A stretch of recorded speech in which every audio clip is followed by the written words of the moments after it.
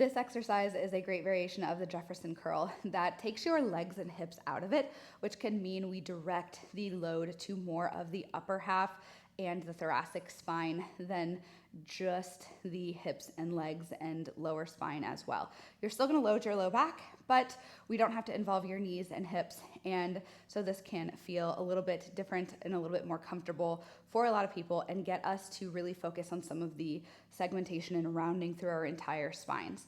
You're going to grab a couple of dumbbells and you're going to sit in a collapsed kneel on the bench. This is our position to start. Now from here, you're gonna start with your neck, you're gonna round, and we're just trying to round and stay close to our bodies. A lot of people will shift really far out here and dump into their low back to start. We will do that eventually, but you want to avoid that and stay close first. So we are making sure we are rounding all of our spine. And then as we come down, you should feel a nice big stretch in your mid back and your shoulder blades and your lower back maybe a little bit.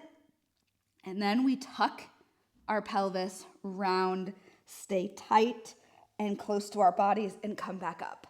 When a lot of people do this exercise, as they come back up, and instead of most people, when they come up, will lift like this, but we want to stay curled. We want to really train flexion. So as you come up, you want to tuck from here, round your back, and still tuck as you're coming up.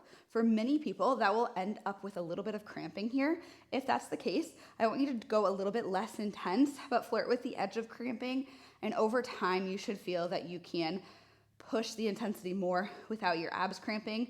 They're just cramping because they're in a position, they're really shortened, that they're not used to being trained in with this much intensity. And they probably just don't have that strength yet, which this is exactly how we train them. So one more time, we're gonna start here and we're gonna collapse down into the end position. And then we're gonna pull ourselves back up by rounding our backs one at a time.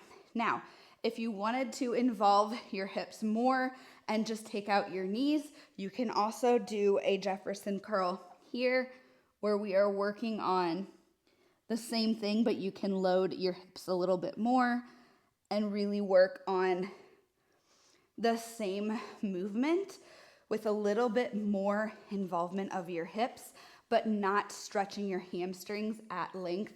For some people, that can feel better too. Both are options, but for most people, I like to start them at the beginning position where we're kind of collapsed in our knees. That way, we can really focus on some of the middle thoracic spine a little bit more and get a nice big stretch there, which can feel really good if you're somebody with chronic knots in your shoulder blades. So over time, you should feel a little bit comfortable, more comfortable going heavier. You should feel that you can segment a little bit better. You should just feel that there is less stretching there, more tolerance to go into a deeper position, and that should help you feel a little bit less stiff and a little bit more strong and trusting of your spines.